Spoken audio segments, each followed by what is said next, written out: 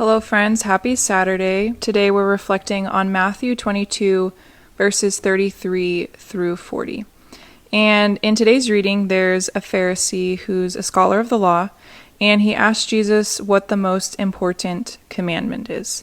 Of the 613 Mosaic laws that impact almost every area, of their lives, from what they ate to how they dressed to how they worshiped, and how they were called to live their lives as a set-apart people, he was asking which is the most important one to do.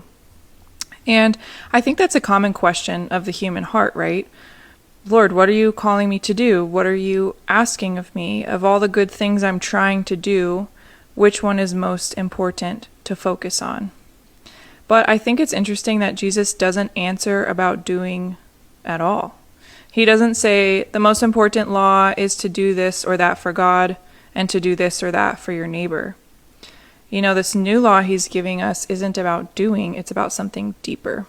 It's about relationship and what's at the heart of the doing and the thing from which all of the doing sprouts forth. It's about relationship rooted in love.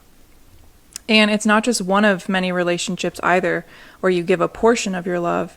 It's total. Jesus literally says, you shall love the Lord your God with all your heart, with all your soul, with all your mind. This is the greatest and the first commandment.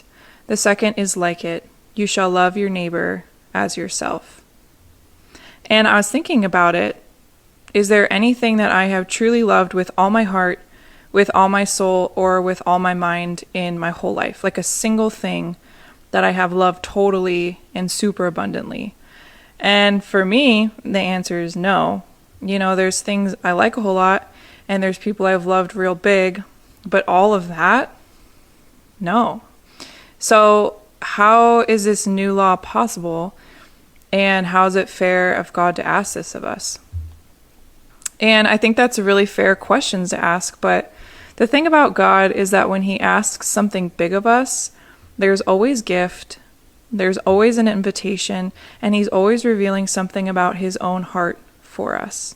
So as I was pondering this week's scripture about this, seemingly impossible, too good to be true love, the verse 1 John chapter 4, verse 9 came to mind, which says, we love because he first loved us.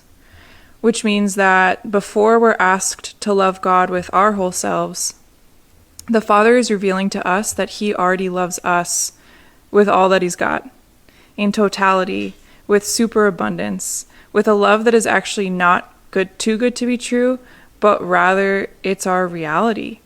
And he doesn't love us simply with a heart, a soul, and a mind, but he who is love, he who breathed your soul into existence, he who thought you into being in his wisdom itself, he loves you, and he wants to be in relationship with you. This is the beginning and the end, and the whole purpose of the new law.